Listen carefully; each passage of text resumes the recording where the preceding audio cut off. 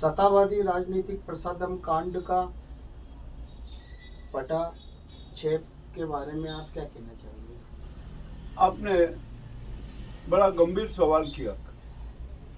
प्रसादम कांड को लेकर अभी तो अनेक प्रकार की गतिविधियां चल रही। कोई जांच की मांग कर रहा है, कोई सीबीआई की मांग कर रहा है, कोई सुप्रीम कोर्ट में याचिका दायर कर रहा है, हाई कोर्ट में याचिका दायर कर रहा है, अनेक जगहों पर बैठकें हो रही हैं। सब राजनीतिक दल अपने अपने ढंग से प्रसादम कांड की प्रस्तुति कर रहे हैं।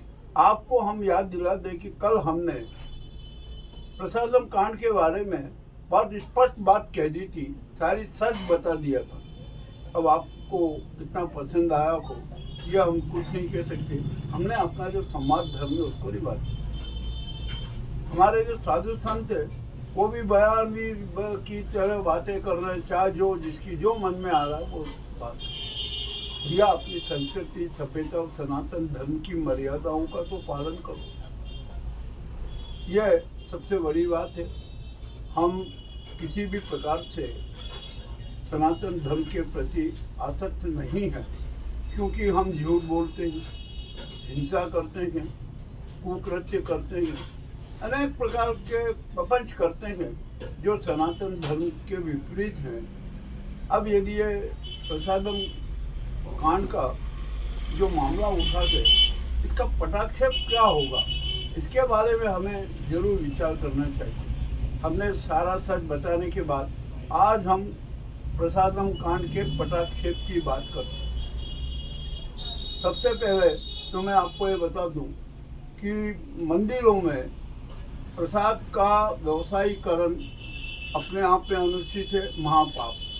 तो सबसे पहले सभी मंदिर इस महापाप से अपने आप को मुक्त करें, किंतु वो करेंगे नहीं, हम जानते हैं, क्योंकि उनको तो धन चाहिए, धन के दम पर राजनीति करना है और धर्म के नाम पर ही उनको अपना कमीशन खाना है, भ्रष्टाचार करना है। तो ये क्रम जारी ही रहेगा, ये मिटने वाला नहीं है। अभी प्रसादम कांड के बारे में अभी तक मंदिर प्रशासन ने कुछ भी बयान नहीं दिया। क्यों नहीं दिया, इसका बड़ा कारण भी हमें जानना पड़ेगा। आखिरकार रहस्य क्या है? चंद्रबाबू नायडू ने जो एक राजनीतिक स्वार्थ सिद्धि हेतु इस कांड को वो अभी सितंबर में उजागर किया, जबकि उन्हें इस बात की जानकारी हो गई थी कि यह जुलाई में उनके कहने रिपोर्ट आ गई थी, तो 2.5-3 महीने तक जांच रिपोर्ट को दबाए क्यों रखा? ये भी अपने आप में एक बड़ा प्रश्न होता है कि ये इस जांच को, इस रिपोर्ट को दबाना भी एक पाप है, राजनीतिक षड्यंत्र। अब यहाँ पर मैं खुली खट बात कह दूँ कि इस कांड के पीछे कोई न तो चंद्रबाबू नायडू का हाथ है, न जगन रेड्डी का हाथ है, या किसी का भी हाथ नहीं है। ये तो जो स्वार्थी गैंग बनी हुई है उसका हाथ है। और स्वार्थी गैंग कौन सी? जिसको हम मिलावट माफिया कहते हैं। ये सारा का सारा कांड मिलावट माफिया का है, और मिलावट माफिया शासन, प्रशासन, अफसरों और मंदिर प्रशासनों की मिली भक्ति का एक कांड है। इस कांड का तो कैसे समापन होगा ये कह नहीं सकते।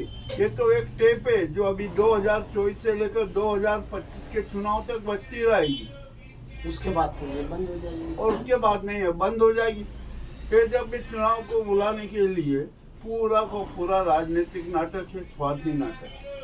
हम यहाँ पर एक बात और बता दें कि यह जो प्रसादम कांड को हिंदुत्व कांड के रूप में प्रस्तुत किया जा रहा है, जबकि आप जानते हैं कि हिंदुओं में भी मांसाहारी लोगों की कितना प्रतिशत है, ये कोई बताने को तैयार नहीं। हमारे जो साधु संत हैं वे ये सोच रहे हैं कि हम बस बयानबाजी कर दें और शासन की निगाह में छा जाएं, इसका भी कोई असर होने का नहीं। साधु संतों को तो राजनीति करना ही नहीं चाहिए। अरे ये राजनीति का करते हैं, और राजनीति करते हैं, धन नीति करते हैं, स्वार्थ नीति करते हैं, जमीन नीति करते हैं। और जितने भी जो राजनेता हैं, अफसर हैं, उनके चपरासी के रूप में कार्य करते हैं। इनका कोई महत्व नहीं है। सच्चे संत सच्चे साधु, सच्चे सन्यासी, सच्चे योगी तो इन लफड़ों में कभी पड़ते ही नहीं। ये बात भी बहुत स्पष्ट है। अब आगे हम ये सोचे कि आखिरकार इस कांड का पटाक्षेप कैसे किया जाए। देखिए, एक बहुत कड़वी बात है। आपने देखा होगा कि रेंगने वाले अजगर की संख्या बहुत कम है और दो टांग वाले जो अजगर हैं वो हमारे पूरे भारत को जकड़े हुए हैं। संविधान को, विधान को, व्यवस्थाओं को, राजनीति को, न्याय को, सब प्रकार से जकड़े हुए हैं और उनकी जकड़ में ही ये भारत है। जब तक मिलावट के खिलाफ कोई कठोर कार्रवाई नहीं होगी, मिलावटियों का किसी भी प्रकार का दमन नहीं होगा, तब तक ये कैसे कांडों का पटाक्षेप होना बहुत कठिन है और ऐसे कांड होते रहेंगे।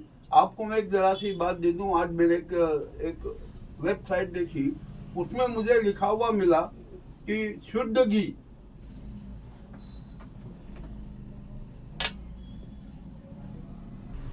कर लीजिए। शुद्ध घी और पूजा का घी में भी अब वर्गीकरण होने लगा। मैंने जब वेबसाइट पे देखा तो शुद्ध घी का भाव 262 रुपए किलो मिला। वो गाय का नहीं होगा, मैं निश्चित कहता हूँ कि वो गाय का घी नहीं होगा। और पूजा का घी का कीमत 217 रुपये और पूजा के घी के उस पर स्पष्ट कर शर्तें लिखी हुई है नो, कि ये खाने लायक नहीं है, ये मात्र हवन के लिए है, ये सिर्फ पूजा कार्य के लिए है।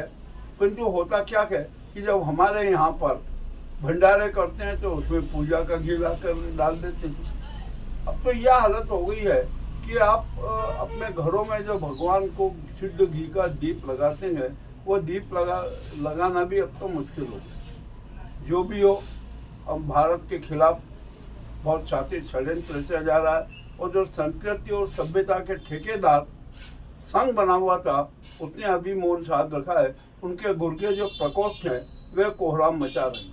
तो हालत बड़ी नाजुक है। जब तक मिलावटियों को फांसी की सजा नहीं जाएगी, उनके ठिकानों पर छापे नहीं लगेंगे, तब तक इस कांड का पटाक्षेप होना बहुत मुश्किल है और ये राजनीतिक काम चलता ही रहेगा। आपका नाम? केसी यादव। ग्राउंड रिपोर्ट मुकेश लश्करी, थीम न्यूज चैनल उज्जैन।